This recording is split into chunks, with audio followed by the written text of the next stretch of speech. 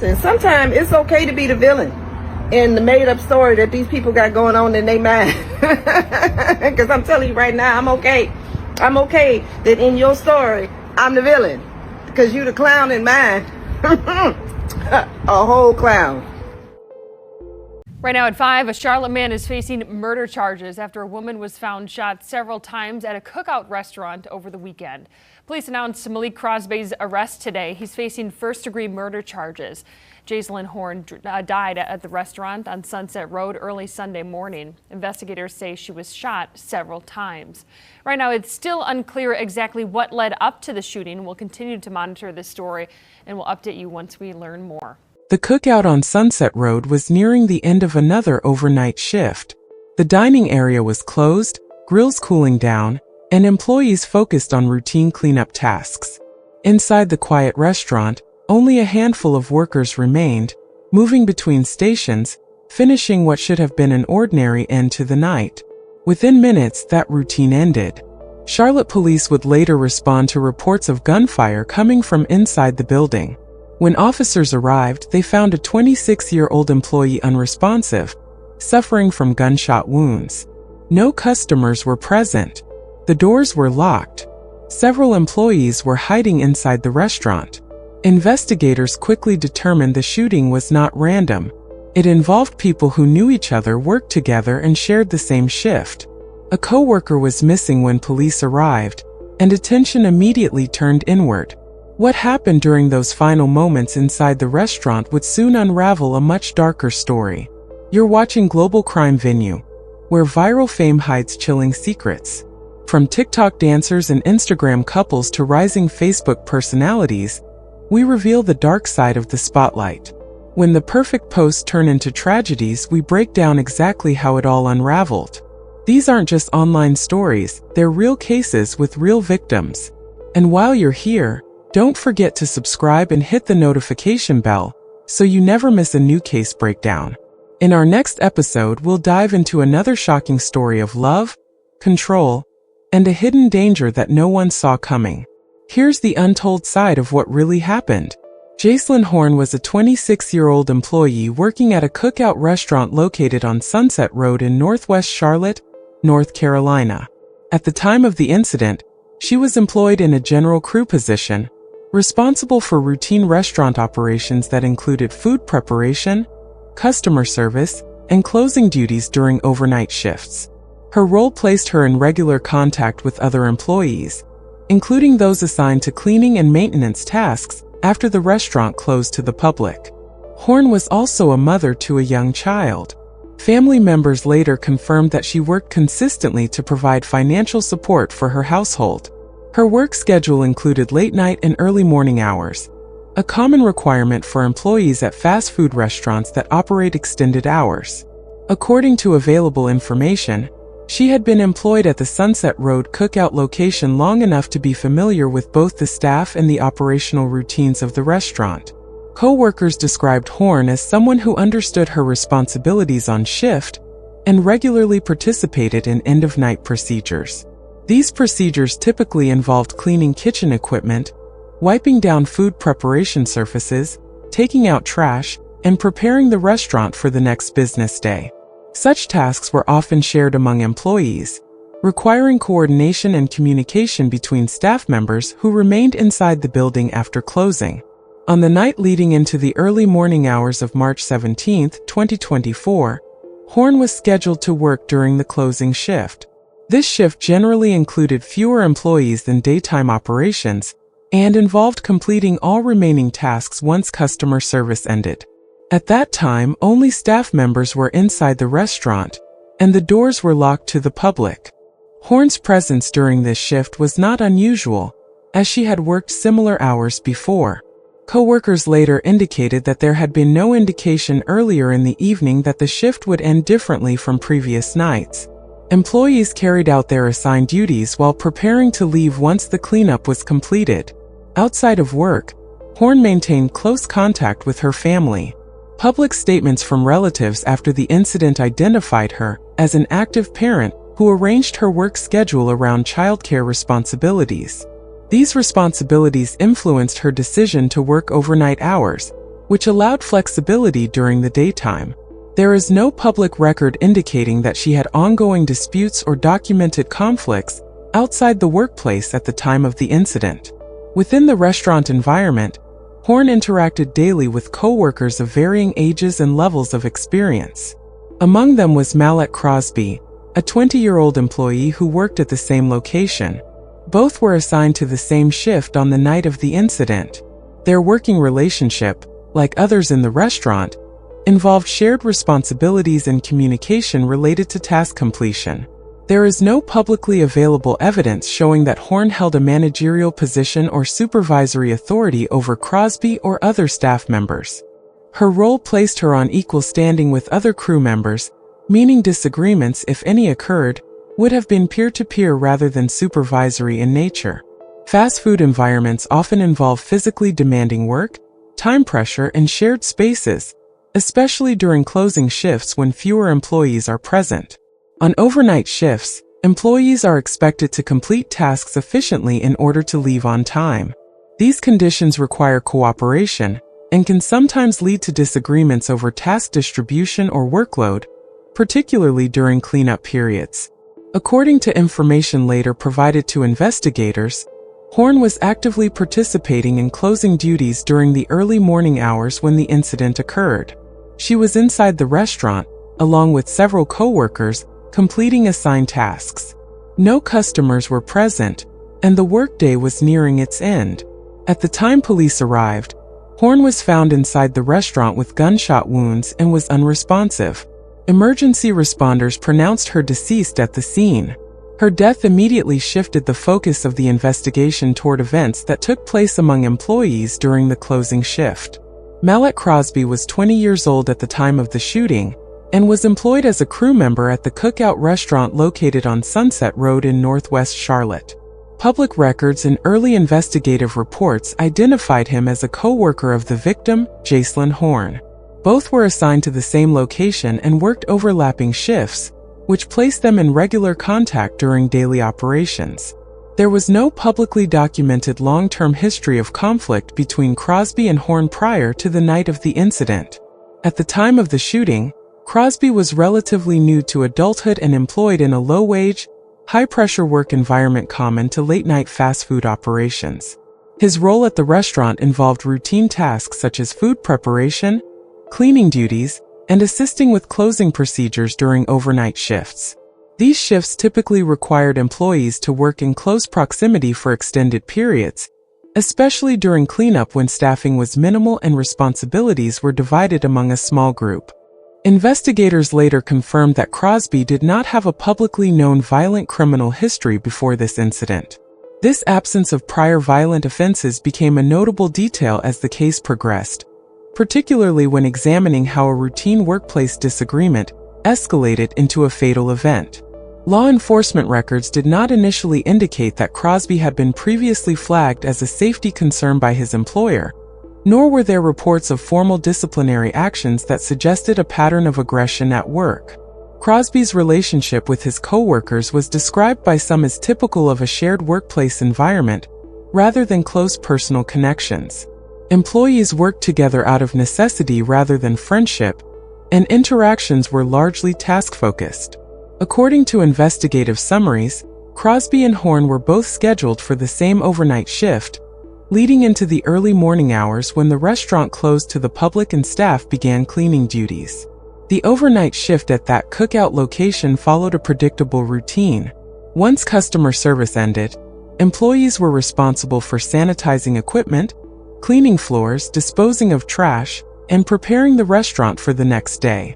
These tasks required coordination and communication, and disagreements over assignments or work pace were not uncommon in such settings. Investigators later examined whether workplace stressors or disagreements over responsibilities may have played a role in the events that unfolded. On the night of the shooting, witnesses later reported that Crosby and Horne were involved in an argument inside the restaurant. While exact details varied slightly among accounts, investigators confirmed that the dispute occurred during cleanup and escalated within the confined space of the kitchen area. At least one report referenced a physical object being thrown during the argument, though this detail was treated cautiously and reviewed alongside other witness statements and physical evidence. Crosby's actions following the argument became a central focus of the investigation. Evidence showed that he was armed with a firearm while inside the workplace, a fact that raised immediate questions about how the weapon was brought into the restaurant and whether any company policies were violated prior to the shooting. Investigators worked to determine when Crosby obtained the firearm, whether it was legally owned, and how long it had been in his possession before the incident. After the gunfire, Crosby left the scene before police arrived. His departure from the restaurant without reporting the incident or attempting to render aid was documented through witness statements and timeline reconstruction. Law enforcement later tracked his movements in the hours following the shooting, using witness information and investigative methods to locate him. When Crosby was taken into custody, he cooperated with law enforcement to a degree sufficient for the case to move quickly into the charging phase.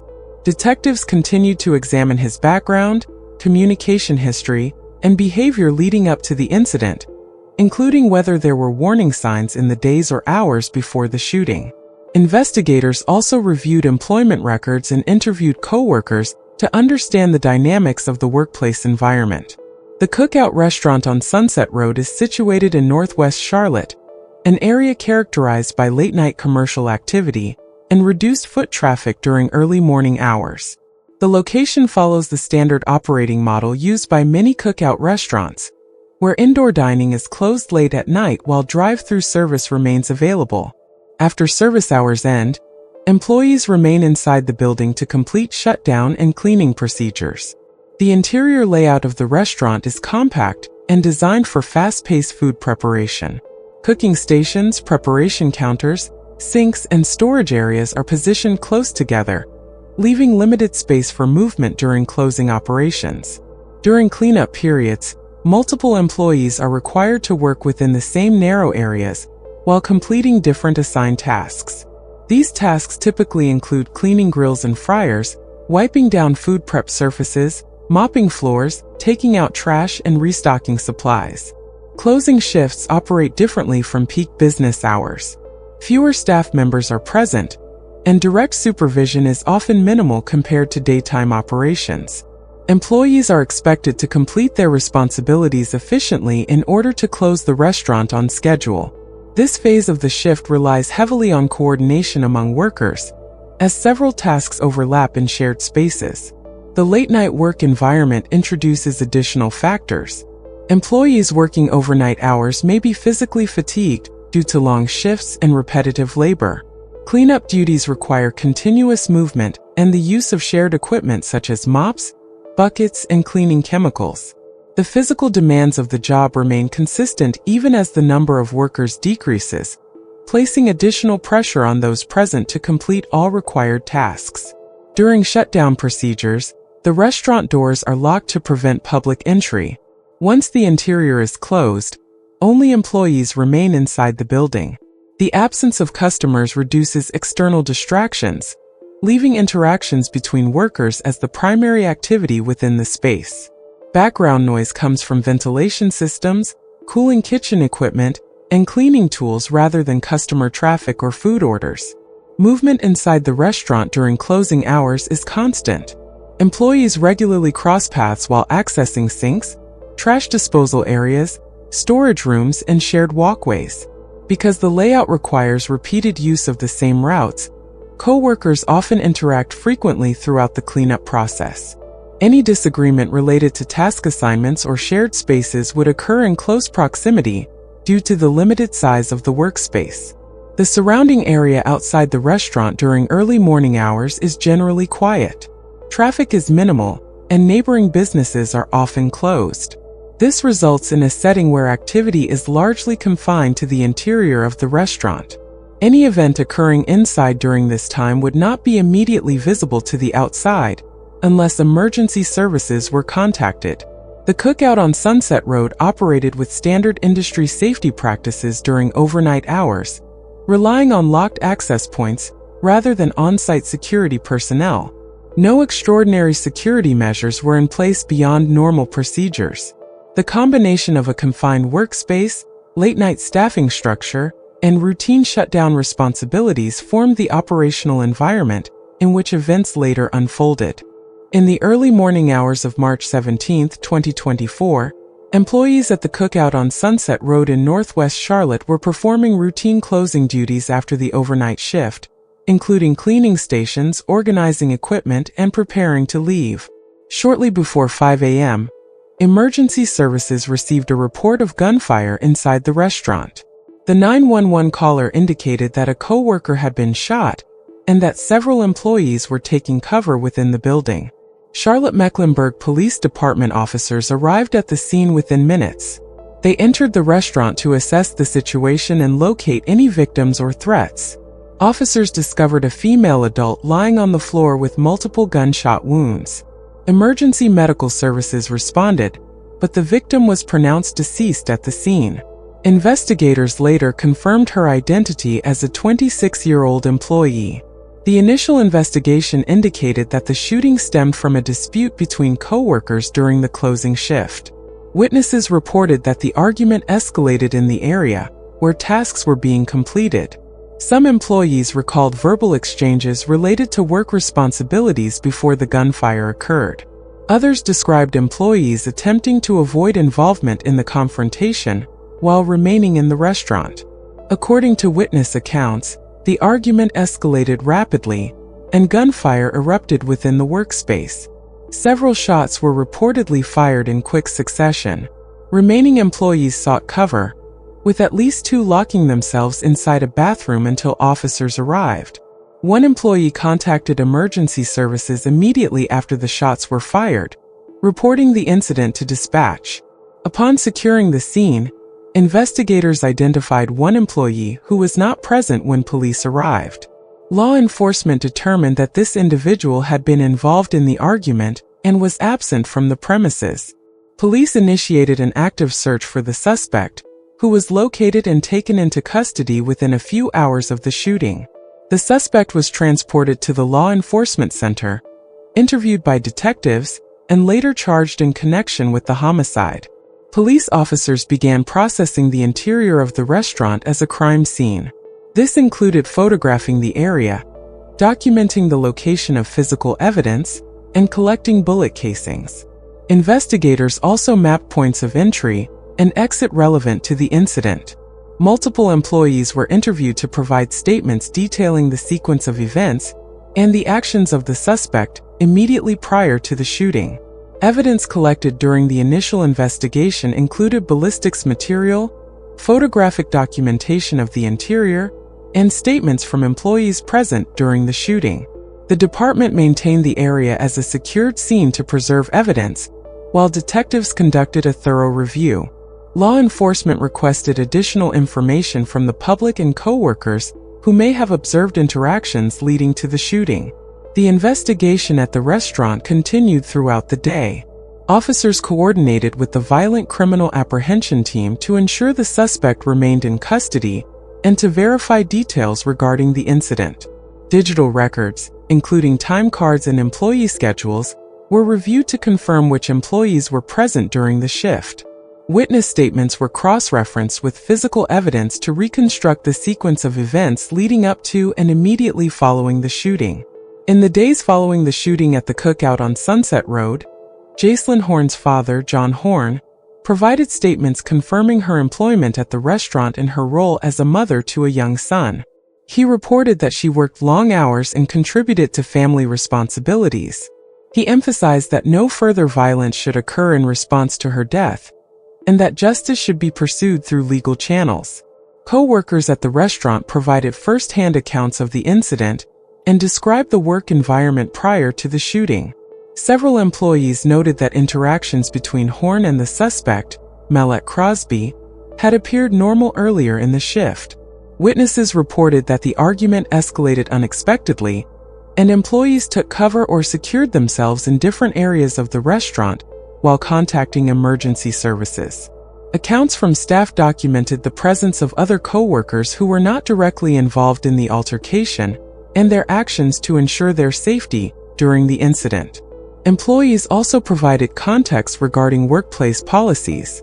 Several staff members indicated that the restaurant prohibited weapons on the premises, and they explained that they were unaware of how the suspect obtained a firearm while on duty. These observations were included in news reports to provide factual context regarding the policies and routines in place at the restaurant at the time of the shooting. Community members held a public candlelight vigil outside the restaurant in the days following the incident. Attendance included family, friends, coworkers, and other individuals connected to Horne. News reports documented the gathering, noting that participants acknowledged the loss and recognized Horne's responsibilities outside of work, including her role as a parent. These accounts focused on actions taken by attendees and the nature of the gathering, rather than personal emotional reactions. Local officials and law enforcement provided statements related to the event in the context of broader public safety. Public announcements included factual reporting on the shooting, the ongoing investigation, and measures being taken to ensure community safety. These statements were recorded in the media as part of the overall response to the incident, providing information on law enforcement actions and safety protocols without commentary on individual emotional states. Media coverage collected and published direct statements from family members, co-workers, and public officials to document the responses following the shooting. These reports focused on observable actions, verified accounts, and information relevant to the investigation and community reaction. No interpretations of emotional responses were included, and all statements were presented as factual records of the aftermath, gatherings, and eyewitness accounts. In the immediate aftermath of the shooting at the cookout on Sunset Road, the Charlotte-Mecklenburg Police Department, CMPD, launched a homicide investigation.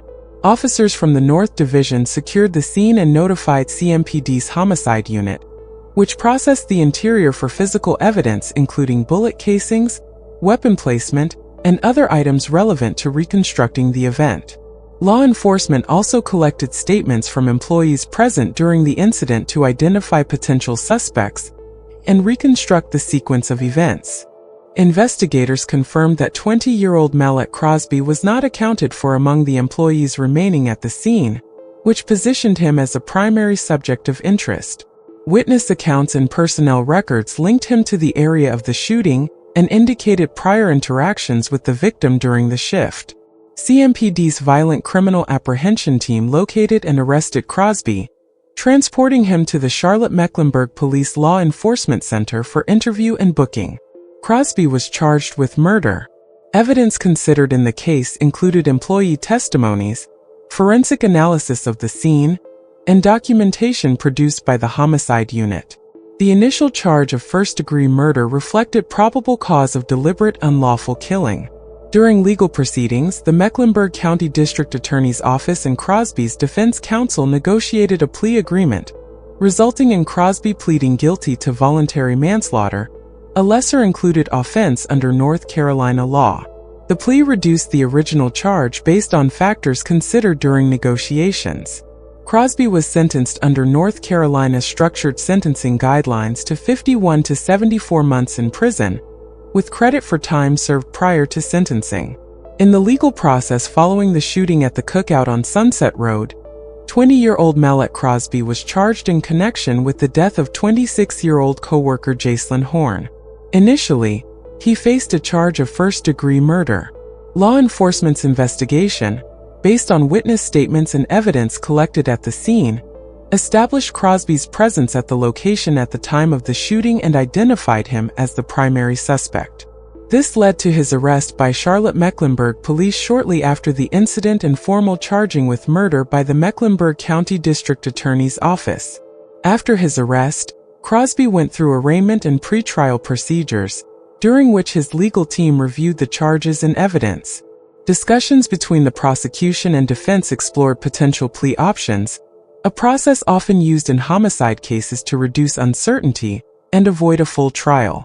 These discussions considered the evidence against Crosby and the possible consequences of a conviction for first-degree murder.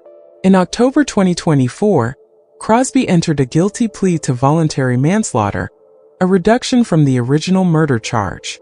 Voluntary manslaughter involves an intentional killing that occurs in the heat of passion or during sudden confrontation without premeditation, distinguishing it from first-degree murder. By pleading guilty to voluntary manslaughter, Crosby formally acknowledged responsibility for Horne's death under that statute, and the prosecution accepted the plea in exchange for avoiding trial. During the plea hearing, the court ensured that Crosby understood the rights he was waiving, including the right to a jury trial, the right to confront witnesses, and the right to present a defense at trial. The judge verified that the plea was entered knowingly and voluntarily, and that Crosby admitted to facts sufficient to support the charge. Upon confirming these criteria, the court formally accepted the plea. As part of the plea agreement, prosecutors recommended a sentencing range consistent with the North Carolina statutes for voluntary manslaughter. The judge imposed a sentence of 51 to 74 months in prison. Crosby also received credit for time served while awaiting trial, reducing the total additional incarceration required. The court's sentencing order directed that Crosby be transferred to the custody of the North Carolina Department of Adult Corrections to serve the term. The plea agreement also included ancillary legal consequences related to post-release restrictions, though specifics were determined by the court according to state law. The case record indicates that all proceedings, including the plea and sentencing, were entered into the public docket, reflecting the official disposition of the case. Overall, the court proceedings moved the case from an initial arrest and murder charge to a negotiated plea and sentencing on voluntary manslaughter, concluding the legal determination of responsibility while remaining within statutory guidelines for homicide offenses in North Carolina. Following the cookout shooting, investigative and legal processes unfolded to address the incident and its immediate consequences. Law enforcement continued collecting evidence, including physical items from the scene, surveillance records, and statements from employees present during the shooting, to establish the sequence of events leading to the fatality. Detectives worked with crime scene analysts to verify ballistic evidence and examine the restaurant layout in relation to the suspect and victim positions. Witness statements from coworkers were recorded to clarify interactions and movements within the restaurant during the shooting, while authorities sought any additional leads that could support the case. Subsequent to the arrest of 20-year-old Mallette Crosby, formal legal proceedings were scheduled, and prosecutors prepared charges in alignment with the evidence collected. Court filings show that Crosby ultimately pleaded guilty to voluntary manslaughter, resulting in a sentence of 51 to 74 months, consistent with the plea agreement negotiated between defense and prosecution. The legal resolution addressed the criminal liability for the fatal incident, and sentencing guidelines were applied in accordance with North Carolina statutes. In parallel, the incident prompted considerations regarding workplace safety protocols. Reports from employees indicated that standard policies prohibited weapons on the premises, and the investigation examined how a firearm was introduced into the restaurant despite these regulations. Company management reviewed procedural compliance measures and employee guidelines, including security practices and risk mitigation for closing shifts. Law enforcement and regulatory authorities monitored these adjustments to ensure that policy gaps were addressed. The release of 911 call recordings by local media provided a factual account of the situation from the perspective of employees actively reporting the shooting. These recordings offered insights into the operational environment during the event, including employee movements, communications with emergency dispatchers, and the immediate safety measures taken by staff. Agencies involved followed protocols to maintain investigatory integrity, while making information available for public awareness and factual reporting. Public and community activity following the incident included organized gatherings at the location of the shooting.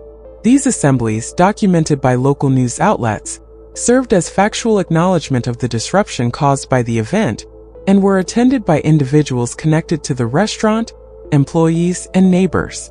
The gatherings highlighted logistical considerations for public safety at the site, including coordination with law enforcement for monitoring and crowd management.